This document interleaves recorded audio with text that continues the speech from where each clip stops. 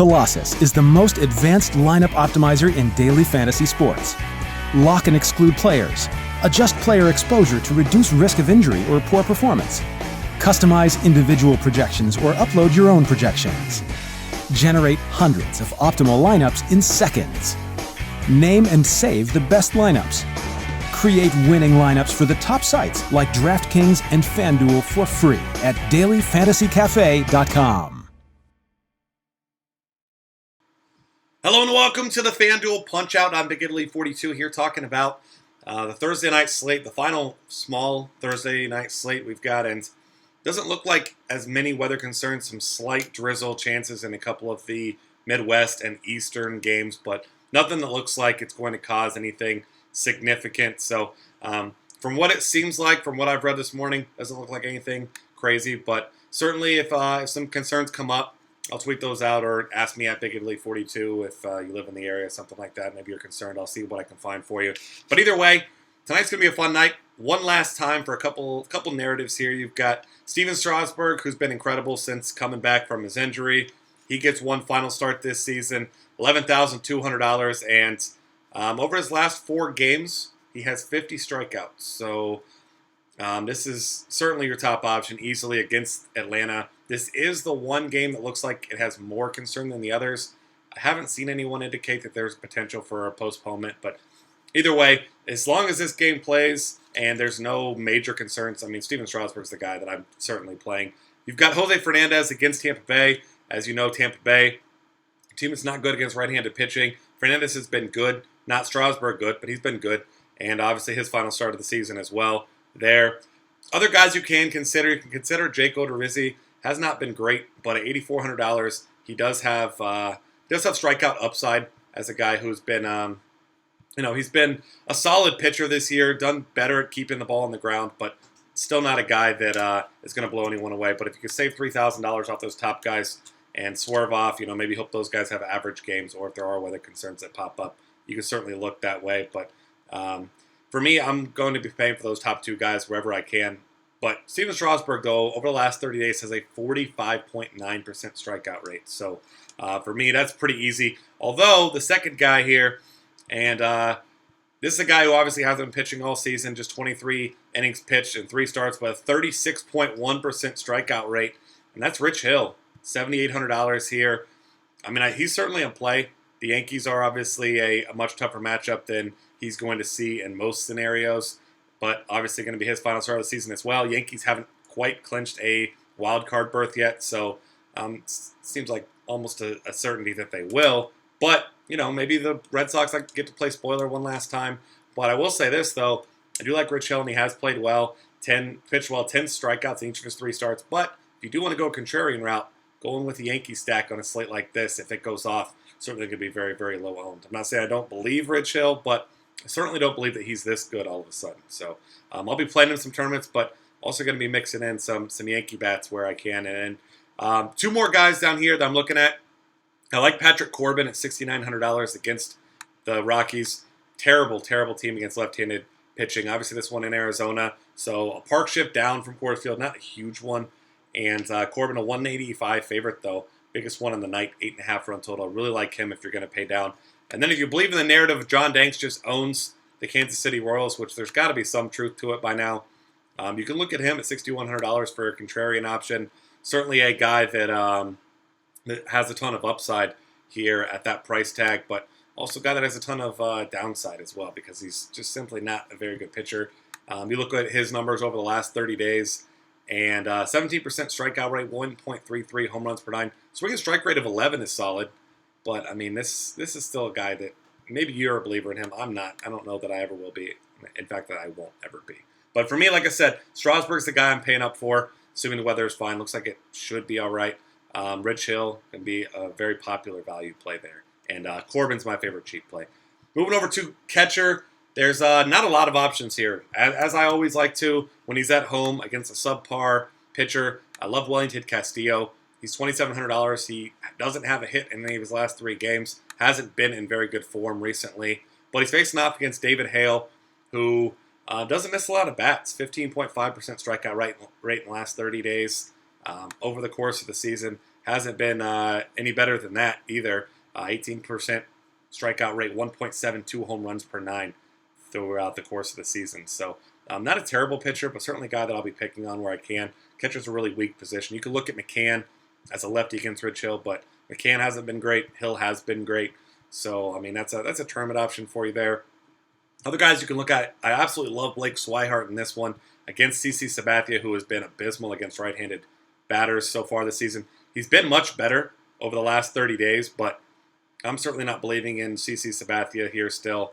I mean, almost 21% strikeout rate, right around 10% walk rate last 30 days, but still giving up almost 31% hard contact. So he's been better, yes, still not great. I like Swihart as a nice upside play. And if you have to pay down, if for some reason Saltalamacchia is in instead of Castillo, you can look at him at $2,500. Chris Iannetta gets a lefty. Didn't play last time they faced a lefty last night, which I still don't understand. But if he's in, he certainly makes for a fine option. And then, of course, your cheap option down there that is kind of a de facto cheap option is going to be Yan Gomes at $2,400. First base, absolutely loaded tonight. That's where I'll be diversifying the most.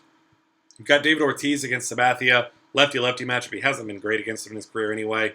But like I said, spoiler, if you believe in the narrative type of thing, this is the big game for the Red Sox. I love Paul Goldschmidt against David Hale at home. $4,300 is a very fair price tag for him. If you want to go in a tournament and, I would guess it's called chasing history.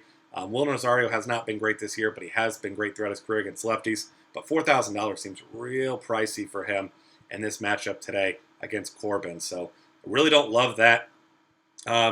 Outside of him, there's some cheaper options. Jose Abreu, Prince Fielder, Justin Bour, all there in the 3,500-ish range. I like all those guys as options. And it looks like the Freddie Freeman train, he has hit well against Steven Strasburg, but doesn't look like he's going to play again this season. So certainly go ahead and knock him off your list there. Albert Pujols once again gets a lefty. Been that guy who has been a home run or bust, but at $3,100, it's a risk that might be willing to take.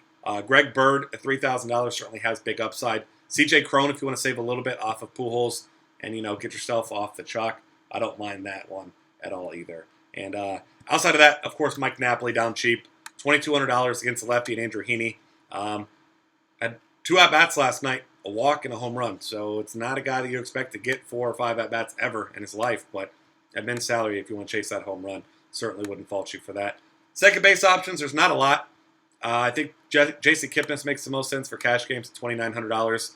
Just got a nice high floor. Not a huge ceiling, but under $3K, you really don't need a big ceiling there. I do like D. Gordon against Jake Odorizzi at $3,900 with that stolen base upside there.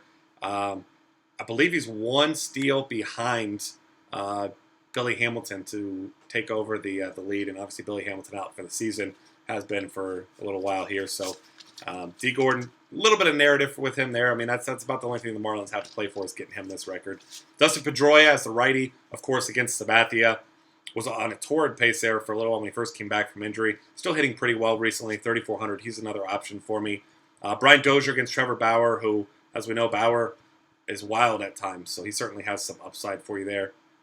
And then if you're looking for cheap guys, really not much that stands out for me here at all. I mean, Anthony Rendon, around $3K, you can look at him. I really don't like any of these really cheap guys, but you probably won't need them. I mean, Kipnis at $2,900 going to be really popular, as he should be.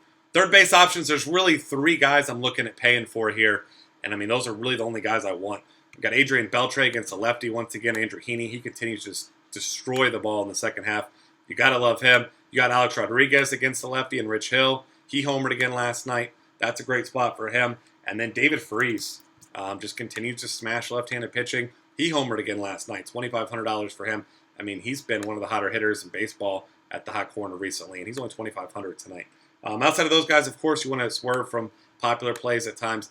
Miguel Sano, another guy that homered in his last game, $3,800 for him. He's in a good spot there. You can look at Mike Moustakas against Danks. He's actually hit lefties fairly well this season if you want to be contrarian. But I think if I'm going to be contrarian, it's going to be Travis Shaw against CC Sabathia at $2,900. Right around the price of these other guys I mentioned. And a guy that's been, like I said, very good in lefty-lefty matchups. Shortstop options, I love Xander Bogaerts against CC Sabathia. He's been incredible against left-handed pitching this season. And I don't think he'll have a ton of ownership because he is the most expensive shortstop, especially if you're paying up for pitching. Of course, Francisco Lindor always in play. The guy's been absolutely phenomenal. Just in case you're wondering, he homered in his last game too. And then some other guys that are cheaper. You can look at Ian Desmond against Ryan Weber at $3,100. He has home run upside, but I mean, you just don't love that. Elvis Andrus, though, at $2,800 makes some sense. And then, of course, your cheap play, as he has been seemingly all week and continues to produce, $2,300 Eric Ibar makes a lot of sense for you in cash games if you just need to pay down. Outfield options, I still love Mike Trout against Derek Holland, who's been okay but not great. Trout did it all last night. 3 hits, a home run, 2 walks, stolen base. Those are Mike Trout type performances with the playoffs and the division on the line. I'm going to continue to go to him, best player in baseball in a matchup that they need to win. So I absolutely love that. Next up, Bryce Harper. Gotta like him. It's $5,200 against Ryan Weber, who hasn't pitched much, but has not been very good when he has been pitching. I still like the Texas bats against Heaney, even the lefties, especially Shin-Soo Choo. I think Adam Eaton's a really interesting option against Chris Medlin. He's a guy that has a nice high floor for cash games. $3,800 might scare some people away, but I think he's a great option. Mookie Betts there at 36 as well. And then looking for cheaper guys, if you're going contrarian route, any of these Yankees, Carlos Beltran, Ellsbury, Gardner. I prefer Ellsbury because he's cheap and he's been in better form than the other guys, but I don't mind looking there. And then, of course, you got your Arizona bats. I love the Arizona bats tonight. You've got Pollock. Inciarte listed as day-to-day right now. The right shin contusion. Maybe he'll play, maybe he won't. If he does not play, Socrates Brito, absolute min salary let off. I mean, he hasn't been great, but at absolute minimum, if you need a punt, especially if batting near the top of the order against David Hale, you got to like that. And, of course, Pollock, Peralta, these guys as well. Other options in the outfield, there's not a whole lot else I love. I like Ben Zobrist against John Danks as well. And then as you're scrolling down looking for cheap guys, I mean, you feel like you're chasing some upside, but Cole Calhoun, homer and a double last night at $2,900 is a nice value for you there with upside. Once again, targeting a player in a meaningful game, something you definitely like to do this late in the season. And then Chris Young, my favorite player against a lefty. This may be the last time I get to see him against one. He was solid last night, 2 for 3 with an RBI and a run scored, $2,400. He makes for my my top value play on the night. And that's going to wrap things up for us here. Find us on Twitter at DF Cafe. Subscribe to our YouTube channel. Lots of great content, college football, NFL, MLB, everything else in between at dailyfantasycafe.com.